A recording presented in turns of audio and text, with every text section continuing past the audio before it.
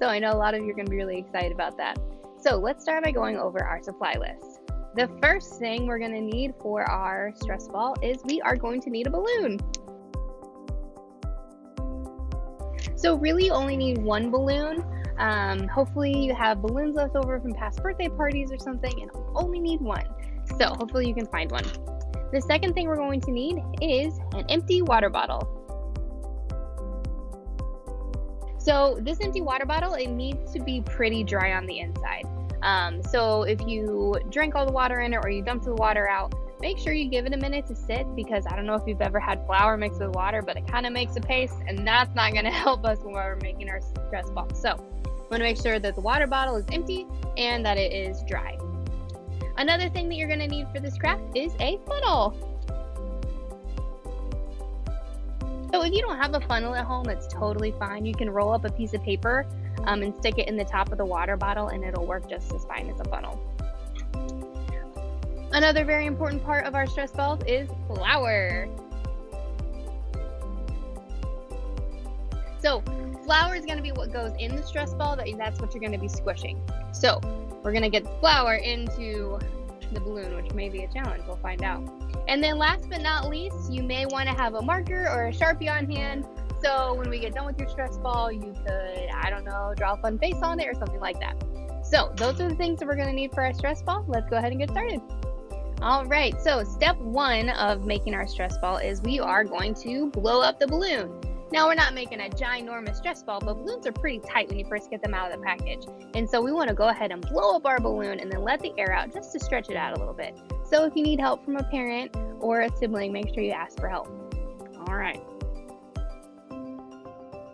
All right, so now we are a little bit more stretched out. So awesome, first step done.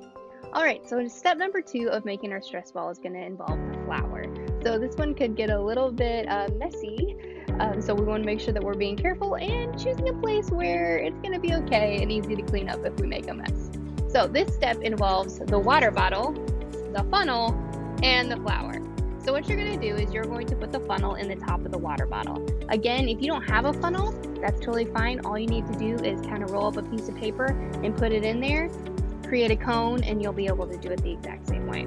So what you're going to do is you're going to take your flour, and you're going to need a half a cup of flour. So go ahead and make sure you measure out a half a cup of flour. And then what you're going to do, juice, is we are going to try, oh gosh, I am making a mess. I think I'm outside. We're going to put the flour into the funnel. All right, and you may need to shake it a little bit for it to go down into the water bottle. Ooh, flour everywhere.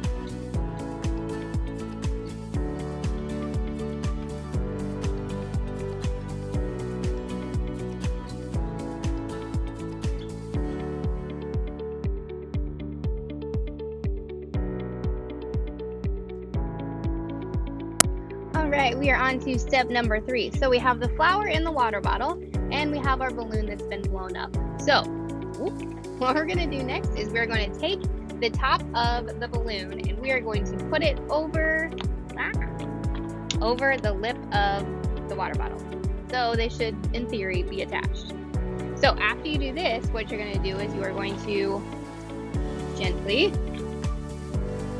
flip over the water bottle, and you're going to make sure that you hold on to the balloon, because if you squeeze the water bottle too hard, where do you think all that flour is going to go if the balloon shoots off?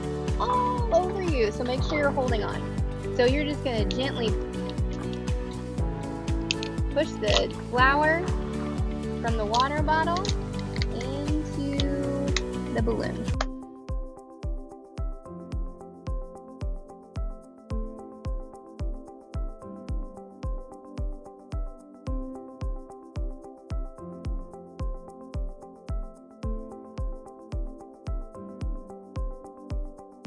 All right, I think that's the best we're gonna get. So I would recommend gently flipping this back over and then pinching the balloon at the top and pulling it off of the water bottle. So it might get a little messy and you might get a little flour everywhere, but that's all right. Okay, So now, we're ready for the next step. Okay, so we are very close to being done with our stress ball. So the next part is going to be tying the balloon. Now, tying a balloon is not exactly an easy thing. It took me a really long time to learn it. So this may be a part where you definitely need your parents' help.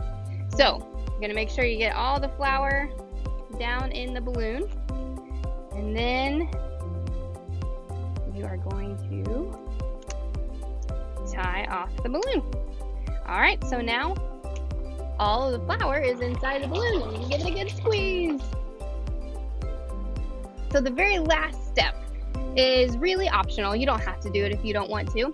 But if you have a marker or a Sharpie, you could go ahead and you could draw a fun little face on your stress ball. Because why not, right? So I decided to draw a happy face on mine because the whole point of having a stress ball is something to squeeze, right? To help us calm down or take a deep breath or to focus on something else. So if you have yarn or something at home, you can tie some yarn to the top and give them nice little hair, or you can decorate it a different way. You can put shapes and all sorts of different things on top of it. So this is your completed stress ball. Awesome